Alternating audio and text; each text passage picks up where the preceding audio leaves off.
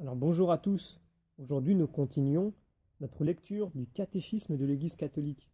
Et nous en sommes rendus, pour cela, à la 24e question du compendium, qui est la suivante. Quelle est la fonction de la Sainte Écriture dans la vie de l'Église?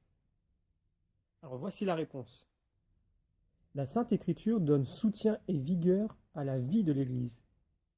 Pour les fils de l'Église, elle est solidité de la foi, nourriture et source de vie spirituelle. Elle est l'âme de la théologie et de la prédication pastorale. Le psalmiste dit qu'elle est la lumière de mes pas et la lampe de ma route. C'est pourquoi l'Église exhorte à la lecture fréquente de la Sainte Écriture, car ignorer les Écritures, c'est ignorer le Christ, nous dit saint Jérôme.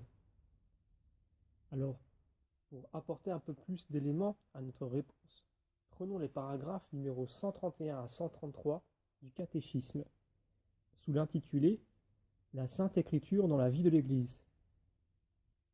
Donc elle nous dit ceci.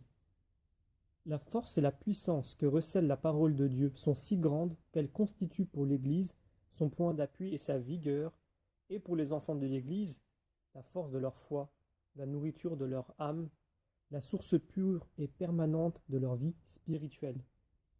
Il faut que l'accès à la Sainte Écriture soit largement ouvert aux chrétiens. Que l'étude de la Sainte Écriture soit donc, pour la sacrée théologie, comme son âme. Que le ministère de la parole, qui comprend la prédication pastorale, la catéchèse et toute l'instruction chrétienne, où l'homélie liturgique doit avoir une place de choix, trouve lui aussi, dans cette même parole de l'Écriture, une saine nourriture et une saine vigueur. L'Église exhorte instamment et spécialement tous les chrétiens à acquérir, par la lecture fréquente des divines Écritures, la science éminente de Jésus-Christ, telle que nous pouvons lire dans l'Épître à Philémon, chapitre 3, verset 8. Saint Jérôme nous dit qu'en effet, ignorer les Écritures, c'est ignorer le Christ.